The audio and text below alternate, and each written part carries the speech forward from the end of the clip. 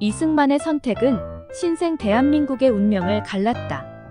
당시 많은 지식인들이 사회주의에 빠져 있었지만 이승만은 자본주의 시장경제 체제를 도입해 한반도 전체의 공산화를 막았다. 그 과정은 험난했다. 오랜 식민지 생활의 여파로 이념 대립과 사회적 혼란이 거듭됐다. 그래도 이승만이 자본주의 시장경제를 국시로 내세우면서 한국은 경제 발전의 발판을 굳혔다. 당시 다른 신생 독립국들은 대부분 사회주의 바람에 휩쓸렸다. 흐름에서 뒤떨어져 근대적 사회제도를 뿌리내리지 못해 다양성을 존중하지 않는 사회에서는 결과적 평등만을 중시하는 사회주의가 절대 정의로 보였기 때문이다. 그래서 아시아와 아프리카의 많은 신생국가들, 동유럽의 많은 신생국가와 소련의 위성국가들은 궁극적으로 공산화를 지향하는 사회주의 체제를 선택했다. 이들 국가는 이후 수십 년간 전체주의 체제 아래에서 경제, 사회, 정치 발전이 뒤처지고 가난과 독재의 사슬에 묶이는 대가를 치러야 했다. 이런 점에서 건국 대통령이 시장경제의 심장인 미국에서 직접 자본주의를 체험한 것은 한국 경제 발전에 중대한 영향을 미쳤다고 볼 수 있다. 재임 12년 동안 그는 한국 경제 곳곳에 씨앗을 뿌렸다.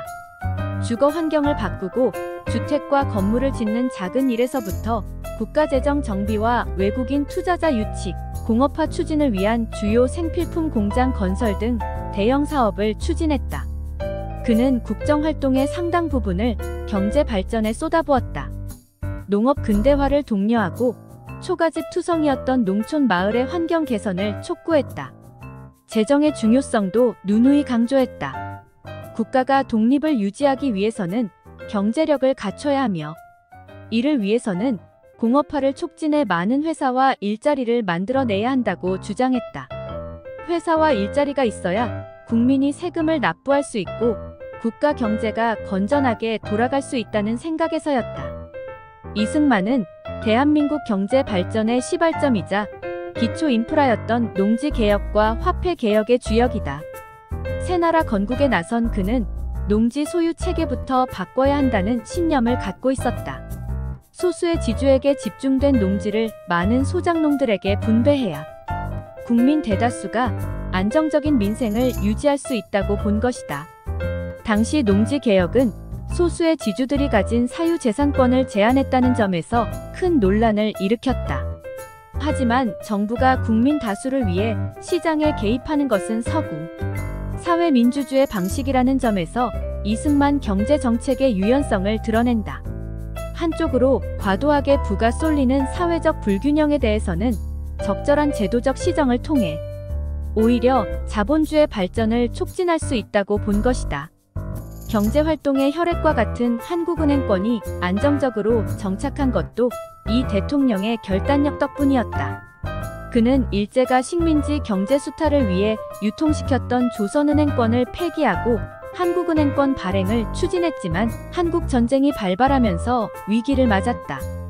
그러나 전시체제에서도 한국은행권 발행에 대한 의지를 굽히지 않았다. 미국의 도움을 받아 한국은행권을 발행했지만 안정화를 위한 길은 험난했다. 한국전쟁 중 조선은행권을 한국은행권으로 교환했지만 전쟁 비용 마련과 물자 부족에 따른 극심한 인플레에 시달려야 했다. 하지만 그는 과감하게 화폐 단위를 바꾸는 추가 화폐 개혁을 실시했다. 한국 경제를 미국 주도의 국제 무역 체제에 참가시킨 점도 한국 경제 번영의 결정적인 계기였다. 그는 한국 전쟁 이후 전후 복구를 명분으로 한미 상호방위 조약 체결을 성사시킴으로써 미국의 경제 지원을 제도적으로 보장받았다. 농민을 위한 양곡 수매와 근로자를 위한 근로기준법도 그의 작품이다. 지금 우리가 누리고 있는 경제 번영은 건국 대통령의 경제 정책에서 출발한 것이다. 박정희는 이승만이 뿌린 씨앗을 본격적으로 갖고 후임 대통령들이 꽃을 피울 수 있게 했다. 거슬러 올라가 보면 한강의 기적은 이승만 시대에서 비롯되고 있었던 것이다.